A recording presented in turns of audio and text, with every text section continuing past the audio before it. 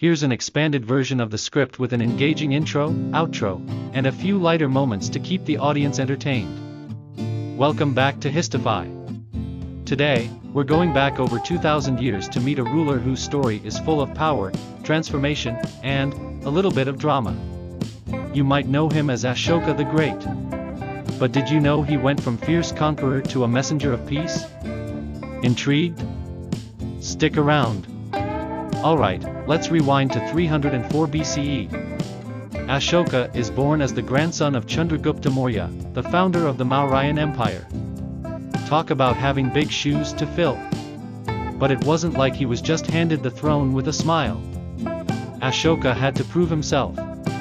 Even though he wasn't his father's first pick for the throne, his intellect, courage, and strategic mind helped him rise to the top. Once Ashoka became emperor, he got right to business.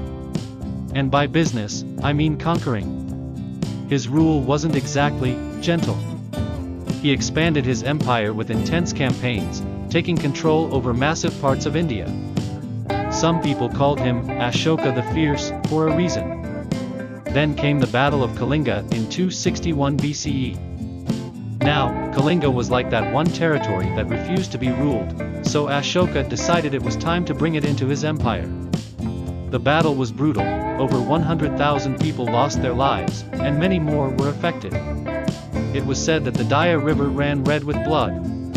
Intense, right? But here's the twist. After the battle, Ashoka looked out over the devastation, and it hit him. He realized that all this violence, all this destruction, what was it really for? It changed him. Right there and then, Ashoka decided he was done with violence. And here's where things get interesting. Ashoka embraced Buddhism, a philosophy of peace, compassion, and respect for all life. So, yes, this conqueror transformed into a peaceful ruler.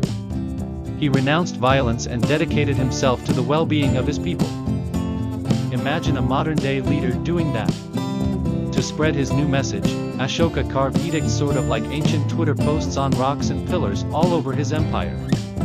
In these inscriptions, he shared his new vision, a society built on justice, respect, and kindness.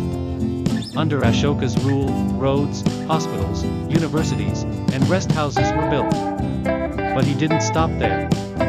He sent Buddhist missionaries as far as Sri Lanka, Central Asia, and the Mediterranean. That's right, Ashoka was spreading Buddhism and peace on a global scale long before social media made it easy. And here's a fun fact, the Lion Capital of Ashoka, carved at the top of one of his pillars, is now India's national emblem. And the Ashoka Chakra, symbolizing truth and righteousness, is at the center of India's flag.